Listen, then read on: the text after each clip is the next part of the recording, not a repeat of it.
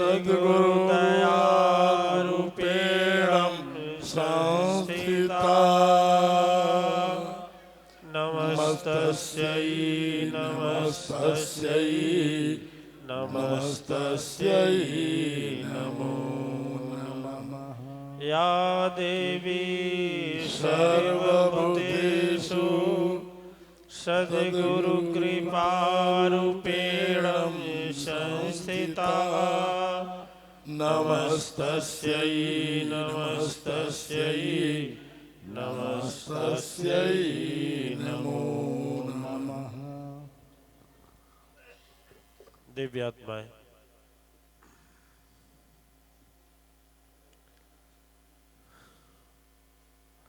मैं प्रत्येक दिन सोचता हूं कि आप लोगों के साथ वहां तक चलूं, वहां तक ले चलूं, लेकिन ऐसा संजोग बनता है कि वहां तक जाने के पहले ही समय की जो ये सुई है पहुंच जाती है। अब संचालक जी का भी क्या दोष दें, जैसी उनकी इच्छा विश्व नियंता की वैसा चल रहा है। चलिए, आज जिस विषय में चर्चा करना है वह अभेद है, उसका भेद नहीं हो सकता। तो एक श्लोक बोलेंगे, आप लोग भी बोलेंगे, ठीक है? समय कम है और कम समय में ही सारी चीजें को समझना। अखंड मंडलाकारं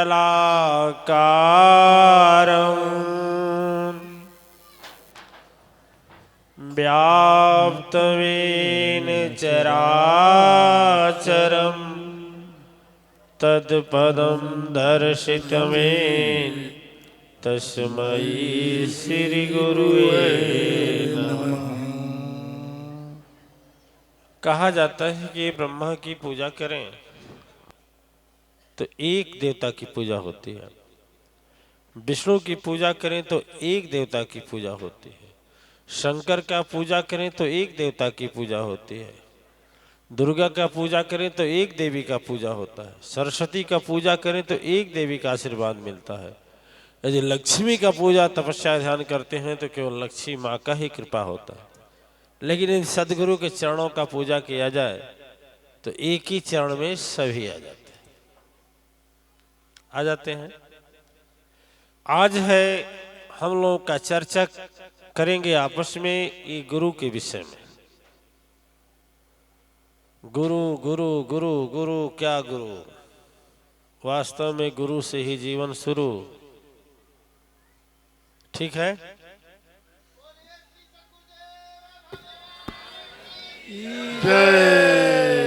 आज जब तक जीवन नहीं तब तक जीवन की शुरुआत भी नहीं। यह जो हमारे ऋषि मनीषियों ने इस श्लोक का निर्माण किया, रचना किया, अखंड, जिसका खंडन न किया जा सके। बजरंगबली नहीं है का? श्रेष्ठाचार्य जी हैं, जोगेश्वर जी महाराज हैं, तो दधीच जी। अखंड का मतलब होता है खंड बने टुकड़ा, और बने जिसका टुकड़ा न किया जाए, जिसका कोई सीमा न हो, अखंड हो। मंडल के आकार का, मंडलाकार, मंडल का मतलब होता है जिसमें सूरज धरती जैसे न जाने करोड़ों धरती, सूरज और धरती जैसे करोड़ों ग्रह जिसके अंदर व्याप्त है। मंडलाकारम व्याप्तमेन चर और अचर। सद्गुरु की दिव्य शक्ति पूरे मंडल में व्याप्त है। ऐसे यदि तत्पदम दर्शितमेन, ऐसे कमलवत चरणों में यदि सचमुच नमन करने का मौका मिल जाए या चरण धोल मिल जाए, तस्मै श्री गुरुवे नमः, तो फिर उस गुरु का यदि प्रणाम कर लें तो उनको अपना बना लें तो फिर दूसरा कुछ बनाने को नहीं रहेगा, कुछ करने को नहीं रहेगा, कुछ पाने को नहीं रहेगा।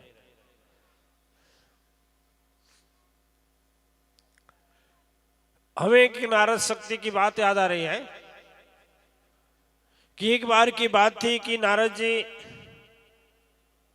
विचरण करते करते भाग्य विधाता ब्रह्मलोक में गए और भाग्य विधाता ब्रह्मा से बोले कि हे तात, यह बताइए कि गुरु के दर्शन से फायदा क्या होता है, गुरु के दर्शन से लाभ क्या होता है। भाग्य विधाता टाल दिए कि छोड़ो छोड़ो नारद, तेरा यही उत्पत्तांग खुरापात रहता है, जाओ बाद में बताएंगे। लेकिन उन्हें तो व्याकुलता थी। उसके बाद क्षीर सागर निवासी भगवान विष्णु के पास गए, उनसे कहा कि प्रभु बताइए, हमें यह समझाइए कि गुरु दर्शन से लाभ क्या है। याद रखिए, गुरु, सदगुरु नहीं, गुरु। गुरु दर्शन से लाभ क्या है। भगवान विष्णु जी को दया आ गई और बोले ठीक है नारद, बड़ा थके हारे हो, थोड़ा विश्राम कर लो। नारद जी बोले नहीं नहीं, विश्राम नहीं करना है, मैं बड़ा अध्ययन किया हूं, लेकिन मेरे समझ में नहीं आता है कि गुरु के दर्शन से कुछ लाभ भी होता है क्या।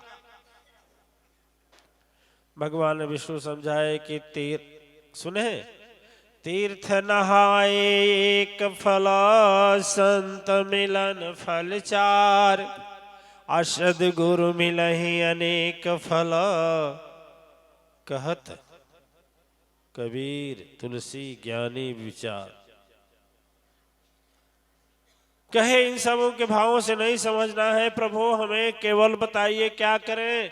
भगवान को भी बड़ाया हुआ, वो कहे कि ठीक है तुमको बताऊंगा कब, कि जाओ इस समय नरक योनि में जाओ, भागो यहां से, नरक योनि में जाओ, फला जगह जाओ, एक कीड़ा है, कीड़ा कीड़ा वही बताएगा। और कीड़ा के पास जब नारद जी पहुंचते हैं, जैसे नारद जी पहुंचते हैं, कीड़ा से बोलते हैं कि हे कीड़े, तू तो नरक योनि में है, मुझे इतना ही बता दे कि गुरु के दर्शन का लाभ क्या। और जैसे यह बोले वह कीड़ा मर गया। कीड़ा मर गया, भगवान के पास फिर वापस आए। उन्होंने कहा प्रभु, मैंने तो जब कीड़ा से प्रश्न किया और कीड़ा जो है मर गया। भगवान बोले ठीक है कोई बात नहीं, मरने दो, अब तुम चले जाओ भारत भूमि के दंडक वन में, दंडक वन में जाओ, और एक हिरनी है, एक बच्चे को जन्म देने वाली है, जाओ तेरे प्रश्न का उत्तर वही देगी। जिज्ञासा और गंभीर हो गया और भारी हो गया, होता है, प्रभु की वाणी है। चले गए और ज्यों पहुंचते हैं त्यों हिरणी अपने बच्चे को जन्म देती है, और नारद जी जाते हैं, बोलते हैं ए, तू मुझे यह बता कि गुरु के दर्शन का लाभ क्या है। और ज्यों बोले लाभ क्या है, तो वो भी मर गई। और वो भी जब मर गई तो ये तो घबराए कि विधाता ये क्या हो गया, जिससे हम पूछ रहे हैं वही मर जा रहा है, ये क्या, गुरु का दर्शन करने वाला मर जाता है क्या। अब तो थोड़ा डगमगाए, डगमगाए और डगमगाते हुए फिर पहुंचे, पुनः पहुंचते हैं प्रभु के पास, जाकर कहते हैं कि नाथ ये क्या है, आप खिलवाड़ रचा डाले हैं, क्या नाटक रचे हैं, क्या लीला रचे हैं, सीधे सीधे बता देते, और नहीं बताते तो भी हम अपना जाते धर्म कर्म में लगते। अरे सीधी तो बात थी, एक बात तो मैं पूछ रहा था कि गुरु के दर्शन का लाभ क्या है। कहे ठीक है तुम्हें बताऊंगा, भारत भूमि में जाओ, और भारत भूमि में ये भैया शादी है का, कुछ लगन वगन है का। अरे बजरंग बली कर है बहुत तेज लगन बा, बहुत तेज लगन में तो इतना भीड़ है 100 परिवार में शादी है मातेश्वरी परिवार की, और यदि भीड़ यदि नहीं होती लगन तब तो मुश्किलें होता यहाँ। क्यों महाराज श्रेष्ठाचार्य जी, है ना? माँ की माया माँ ही जाने और न जाने। फिर प्रभु भगवान कहे कि ठीक है, एक काम करिए, आप जाइए दंडक वन के किनारे एक ग्वाले का घर है, और उस ग्वाले के पास एक गाय है, वह गाय एक बच्चा देगी, उसी से पूछ लेना। डरते डरते इस बार नारद जी गए, और जो नारद जी पहुंचे, वो गौ माता ने बच्चे को जन्म दिया। वह बछड़ा से बोले कि ये बताइए, हमें भगवान आपके पास भेजे हैं, और हमको ये बताइए कि गुरु से लाभ क्या है। और जो बोले तो बछड़ा भी मर गया। अब तो बोले कि भगवान क्या के गौ हत्या का पाप लगाए, कितना लगाए, अब हम कुछ करने वाले नहीं। भगवान के पास फिर गए, कहे अब लास्ट में आया हूं, आप ही बताइए, जाना नहीं है। भगवान कहे कि ठीक है, एक नवद्वीप है भारत में, हम तो नहीं बता सकता, जाओ लास्ट बार, इस बार हम तुमको भेज रहे हैं, फिर नहीं भेजेंगे। नवद्वीप में वहां के राजा को एक लड़का पैदा होने वाला है, राजकुमार। नारद जी बोले बाप रे बाप, अब तक तो कीड़ा था, हिरणी था, गाय था, वो राजा का लड़का है तो वही पीट के सोच कर देंगे तुमड़ी सुमड़ी, ये दाढ़ी ओढ़ी सब जोगेश्वर जैसा है, सफा चट हो जाएगा। कहे कि हे विधाता, अब क्या कर रहे हैं? लेकिन भगवान का कहना था, गए। जब भगवान का आज्ञा मान करके गए नवद्वीप में, अमरदीप राजा के यहाँ, और जब उसी दिन राजकुमार का जन्म होने वाला था, जब नारद ऋषि को देखे तो राजा बड़ा खुश हो गए, बड़ी खुशी की बात है। और जब पहुंचते हैं, इनका आतिथ्य सत्कार होता है, गुरु का सत्कार होता है ना। अच्छा देखिए, गुरु का सत्कार भी हम हर प्रदेशों में अलग अलग से देखें। एक बार हम गए थे रायपुर भिलाई, छत्तीसगढ़ में। एक स्टेट बैंक के मैनेजर थे, उनकी जीवन साथी थी दीक्षालिनी। उसके बाद वो परिवार सहित बुलाए, हम गए, और कोई आचार्य था कि नहीं याद आ रहा है उस समय। 5 प्रक्षालन देखे पद का, गुरु के पैर का 5 प्रक्षालन।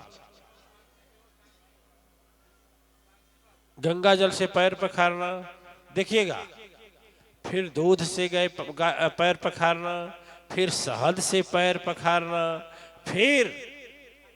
फिर दोबारा गंगा जल से पैर पखारना, लास्ट में 5 प्रक्षालन सदगुरु का। तो अलग अलग विधि होती है, अलग अलग भाव होते हैं, अलग अलग प्रेम होते हैं, अलग अलग विचार होते हैं।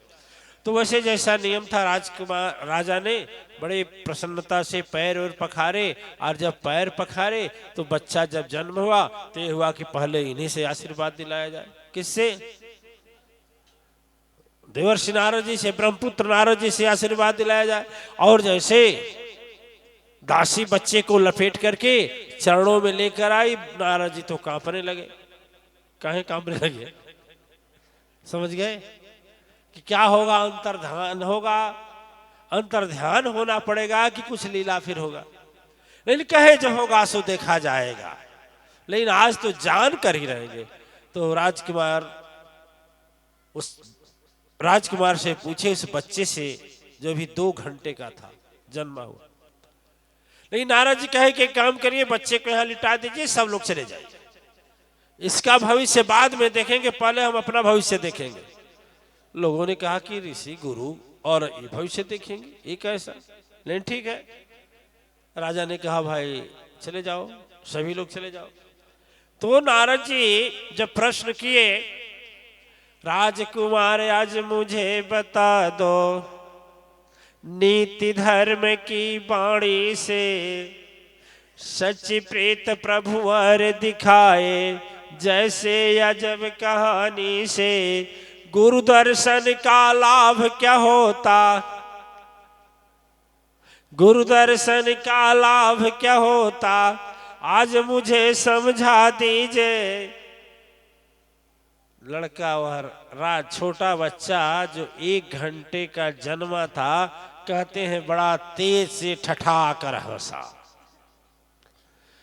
नारद जी बोले हंस रहा है?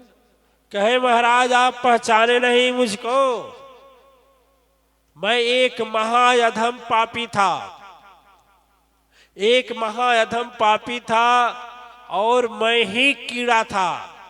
जब आप गए पहला दर्शन किए तो मेरी यह योनि छूट गई। फिर हिरनी का बच्चा मैं ही था, और फिर तीसरी बार जब आप गए तो गऊ का बच्चा मैं ही था। गुरु का दर्शन का फल ये होता है कि कितना हूं पाप रहे वह क्षण में कट जाता है। और देखिए नरक योनि में रहने वाला कीड़ा भी आज राजा बनने के लिए यहाँ पर आ गया। प्रेम से बोलिए सदगुरु चरण की, प्रेम से बोलिए साचे दरबार की। दिव्य आत्माएं, पता नहीं बजरंगबली बोले हैं कि कोई एक दिन बोला है, याद नहीं आ रहा है, कि सब धरती का कागज कर दूं।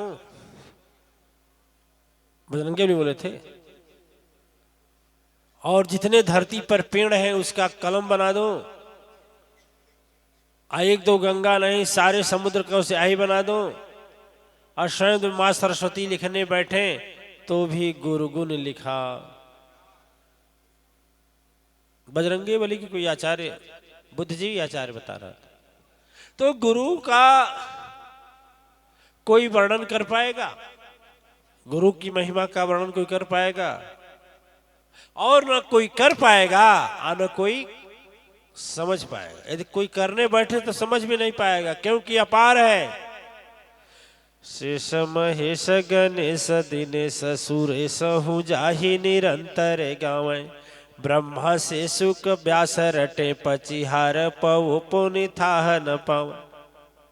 उस सदगुरु की हम लोग भी एक भजन गाते हैं। भजन गाते हैं सदगुरु पर, हम लोग भजन गाते हैं।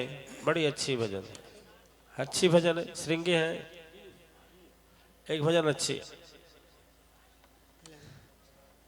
अरे क्या जाने हो क्या जाने, अरे क्या जाने हो क्या जाने, मेरे सदगुरु की महिमा अपार। अनारी क्या जाने मेरे सदगुरु की महिमा अपार। अनारी क्या जाने मेरे सदगुरु की महिमा अपार। अनारी क्या जाने, अरे क्या जाने हो क्या जाने, क्या जाने हो क्या जाने, मेरे सदगुरु की महिमा अपार। अनारी क्या जाने मेरे सदगुरु की महिमा अपार। अनारी क्या जाने। गुरु गीता में एक बात आती है, क्या? सोना काई ना लगे लोहा घून न खाए। भला बुरा गुरु भक्त कभी जमपुर बांधन जाए। भला हो या बुरा हो, लेकिन यदि गुरु भक्ति है तो कभी बांध करके जमपुर। अभी तो खुश हो जाओ, यदि तेरे गुरु हैं तो खुश हो जाओ ना। तुम तो सदगुरु बना लिए हो, तब तो मगन हो जाओ। अरे ताली मत बजाओ, खुश हो जाओ, खुश हो जाओ। जो नरक में लाइन लगाए हम लोगों को तो नहीं लगाना पड़ेगा। अब तो खुश हो जाओ। जय जय जय महाबली बजरंगबली जी महाराज की जय। ओम। दिव्य आत्माएं पीछे वाले सो रहे हैं, जगह ना होगा। अरे बाप रे, क्या करें क्या करें, मुश्किल है भाई, सबको लेकर चलना है ना है? पाछे वाले तो वैसे जानते हैं गुरुजी देखते नहीं, लेकिन गुरुजी पीछे वाले को देखते हैं, आगे वाले को कम देखते हैं। नहीं, सीट छोड़कर, आसन छोड़कर खड़ा नहीं होना पड़ता। हम भी ऐसे गुरु किसी से हैं, क्या करें, हम भी मजबूर हैं। कथाकार रहते, बाबा जी रहते तो क्या करना, दक्षिणा मिल जाता, जितना लाख में एग्रीमेंट रहता वह मिल जाता, चाहे सो के सुनो, चाहे कैसे कहावत है, सुभाष जी कहते हैं, आओ पिंडा पोखरी में नहीं, जो पिंडा पोखरी में आओ सीधा धोकरी में है। हम भी कनफुकवा गुरु रहते तो क्या हर्ज रहता है। दाल लेहला, चाउर लेहला, और लेहला, पैसा चलीसा नहीं, पैसा आ कान फूक के घरे गईला, बैल होकर चाहे भैंसा, कुछ फर्क नहीं पड़ेगा। यहाँ तो एग्रीमेंट है सदगुरु का कि जितने लोग आते हैं सबके संकट को दूर करना है, सबको आत्मज्ञान देना है। कोई भी तेरे दर पर खाली ना हो जाए, चाहे गाली दे या चाहे तेरा दुश्मन हो, कोई भी हो, सबके लिए प्रार्थना करना है। बैठ करके बाबा जी बन करके उपदेश नहीं देना। खड़े होकर बोल, क्या करें। अब खड़े हो गए, पीछे को चलिए जगा दिया जाए एक लाइन। बोरे सदगुरु मेरे सदगुरु की महिमा या पार या नारी क्या जाने। मेरे सदगुरु की महिमा या पार या नारी क्या जाने। मेरे सदगुरु की महिमा या पार या नारी क्या जाने। यारे क्या जाने हो, क्या जाने, क्या जाने हो, क्या जाने। मेरे सदगुरु की महिमा या पार या नारी क्या जाने। मेरे सदगुरु की महिमा या पार या नारी क्या जाने। दिव्य आत्माएं, कब फिर मौका मिलेगा कुछ कहा इस तरह से मिलने का। केवल एक दिन तो शेष है, कल। कल देखो क्या आदेश हमारे गुरु का होता है, क्या दे, किस पर बोलना है। हम अपने मर्जी से नहीं बोलते हैं, जैसा वहाँ से हमें निर्देश होता है वैसा ही चलते हैं। देखिए कल लास्ट अंतिम दिन है, अंतिम दिन, ठीक है, इसलिए थोड़ा सतर्क होकर के सुने। दिव्य आत्माएं, हम पहले सोचते थे कि ये गुरु गुरु लोग रटते हैं, गुरु का करेंगे, जो भगवान करेंगे वो करेंगे, जो गुरु करेंगे वो करेंगे। लेकिन हमें इतना ज्ञान नहीं था, यहाँ की नेत्र खुली नहीं थी, ज्योति नहीं थी। जैसे दधीच महाराज की ज्योति है, जोगेश्वर महाराज की ज्योति है, ऐसी ज्योति नहीं थी मेरी दिव्य दृष्टि। मैं यही मानता था, अरे क्या कहा जाए, डॉक्टर साहब सो रहे हैं, बंद कर दें, कहा है बंद कर दें। होगा डॉक्टर साहब। एक देवी जी थी तो सत्संग में जाती थी, तो गुरुजी से अपने घर जाती थी तो सारी बात अपने आदमी को, जीवन साथी को बताती थी। एक दिन बोले कि आप अभी चली ना, बहुत बढ़िया सत्संग होता, बहुत बढ़िया गुरुजी बोलो थे, चली। वो बोली जा देवी जी जा, तू जा, अपने में सम के आधा दे दिया। तो देवी जी बोली तब ठीक है, तो आज के बाद तू खइबो मत करिए, अधवे खइह, हम खाई तोहरे पेटे में चल जाए। उनको समझ में आ गया। आओ बाजार के उस नगर के बहुत बड़े आदमी थे, धनवान आदमी थे, और सब लोग सोचे कि आज तक यह व्यक्ति किसी धर्म सभा में नहीं गया, कैसे आ गया। अब जब वहीं से प्रवेश किया तो रास्ता मिलने लगा। ऐसे संचालक में होते थे, ऐसे कुछ गणमान्य लोग बैठे थे, सभी पहचाने गए और बोले आइए आइए आइए आइए आइए। आ गए, बोले अरे बैठिए बैठिए बैठिए। आज जब बैठे तो महाराज जैसे डॉक्टर साहब है ना, ऐसे सो गए। जब सो गए, सारा प्रवचन खत्म हो गया, आरती भी हो गई, लोग भी चले गए। तो जिसका दर्री था ना बिछाया हुआ, वो बोला रे गांव, इस नगर के बड़े आदमी हैं, कैसे जगह में। तो जब करवट बदले तो धीरे से जब खींचना चाहा तो कहा बे क्या है, कहा अरे महाराज, बोला खत्म हो गया, कला हाँ खत्म हो गया। तो कहा जाइए। जब घर पर गए तो बोले पूरी दिन तो सोए थे, घर पर जब गए तो उनकी पत्नी बोली अरे प्रवचन में क्या सुने हैं, कहा चुप, तू का जन्म, आप कितने महीना से सुनते आ रहे हैं ना, मैं सुन कर आया हूं। अत गुरु जी क्या बताए हैं, गुरु जी बताए हैं आइए बैठिए जाइए, आइए बैठिए जाइए। अरे डॉक्टर साहब अभी तो जाग जाइए, इतना समय ले लिए हैं, आप ही पर कह रहे हैं आइए बैठिए, सोइए नहीं जाइए। रात में नींद नहीं आ रही थी और रात में बैठ कर यही मंत्र की तरफ पढ़ रहे थे, आइए बैठिए जाइए। 3 चोर चोरी करने आए, घर में जब घुसे तो नींद तो थी नहीं, बोले आइए। चोरवा सोचा लग रहा है पहचान रहा है कहा से ठवारी, बाप रे बाप। बोला आइए बैठिए, और कहा भाग भाग कहता जाइए। फिर जब जाने लगे थे आइए आइए आइए आइए, चोर सब गए हाथ जोड़े, कहे मारा अरे बैठिए बैठिए बैठिए। अरे साहब नहीं ठीक। तब उनकी नींद खोली, कहीं आए तुम चोर हो, कहा नहीं नहीं महाराज जी आपसे मिलने आए।